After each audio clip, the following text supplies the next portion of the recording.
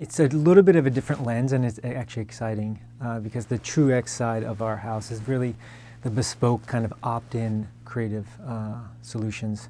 So in that regard, we have a really focused attention for users. So we can really take our creative, our UI and UX, and really focusing on getting user their time and attention right back in that flow. When it comes to the MediaMath side, it's really exciting for us to start exploring this because we're starting to leverage and look at the programmatic ecosystem and how this bespoke attention model can fit into that. So it's like taking left brain, right brain, mixing it together? Correct, it is, which is an exciting time, and for me, that's a perfect fit.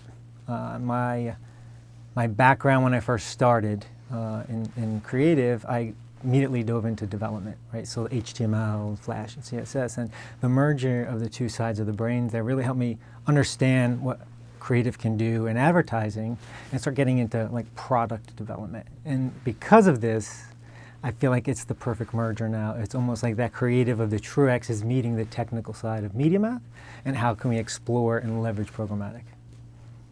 Okay. So how does emerging a premium creative with efficient tech extend throughout Infillion's creative studio? This is a very big passion of mine. So I believe that you need to leverage data to make informed decisions for creative. And we actually developed an internal product called Blueprints. And what we did there was we took over 10 years of data on our TrueX side, analyzed it, took it apart, see how users were interacting with our creative, what components worked and what didn't. And then we developed what we called blueprints and a set of functionalities and strategies.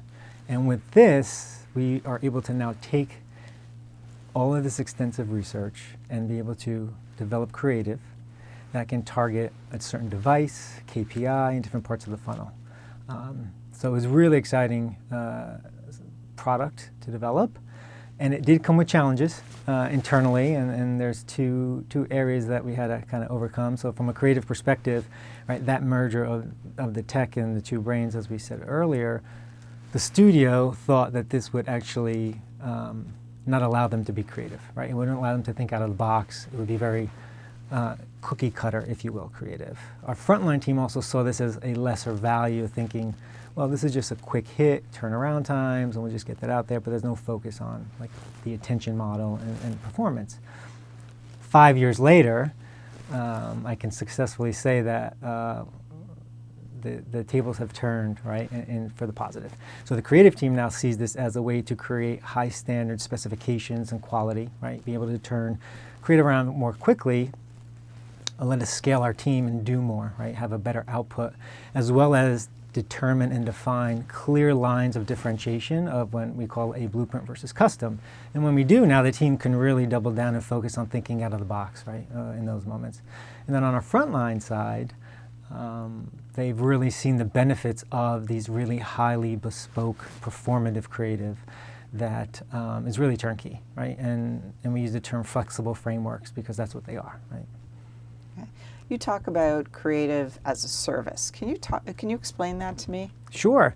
This is again another great challenge and exciting time for us with the acquisition of MediaMath, because so creative as a service to me is identifying and creative different creative solutions and services with optionality for clients. Right? So we're exploring solutions now that's going to range from full white glove service solutions of us designing and employing creative for clients, options of working with clients that have already pre-established creative where we can do the development with that and get ready to deploy that, as well as doing a lot of DCO, like optimizations and implementations. Okay.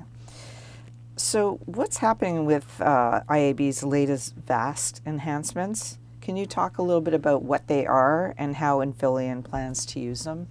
Yes, this is another very exciting passion point for me. So we've been really exploring the latest enhancements of VAST and seeing how we can take our TrueX highly interactive creative and bring it into the VAST world, right? The programmatic space. Again, the merger of MediaMath has really started to help this. And it's really exciting where we've developed now creative that can work in this environment.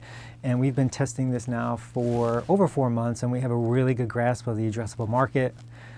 really what options there are out there from supply, and just ready to hit the ground running, if you will. So very, very exciting. I'm calling this a first to industry opportunity, and I say that because this really hasn't been done yet, which is the really exciting part. So much so that there aren't industry benchmarks set, right? Even conversations at the IAB level right now, we're talking about how do you elevate this type of creative in its own area above rich media, let's say. So it's really exciting, and in Infileon, we're positioned to be in the perfect spot to be a leader here. Okay. And what's Infileon's vision and outcome when it comes to bridging the gap between tech and creative sides of the business? What's your take on that? So there's a couple options there, especially from the creative lens, right? So again, it's how do we scale creative consistently, right? And offer this volume in the sense of a new space for us, right? The programmatic space. So I have a saying for the team that says design once and deploy everywhere. So the idea is how do we create visuals, UI and UX, and even reporting that's consistent, that can work across all devices, across all Infileon products, right? So it's taking the creative expertise and matching it to the technical implementation for that, right? And then really diving in further, it's how do you really leverage the technical component of what MediaMath offers in this new space for us. So how do you work with different SSPs with different capabilities, right? What are our targeting functions that we have, and how can we leverage that to, say, do sequential messaging, right? How do we leverage MediaMath's brain to optimize our creative? So there's a lot of really powerful features that we're starting to take hold of and wrap our heads around a little further to see how we can expand that out into this year and into 2025. The focus for 2025 from a creative perspective will be interoperability, right? So how do we now take all of this creative and now take it and create partnerships where we can expand our reach while also growing MediaMath's offerings?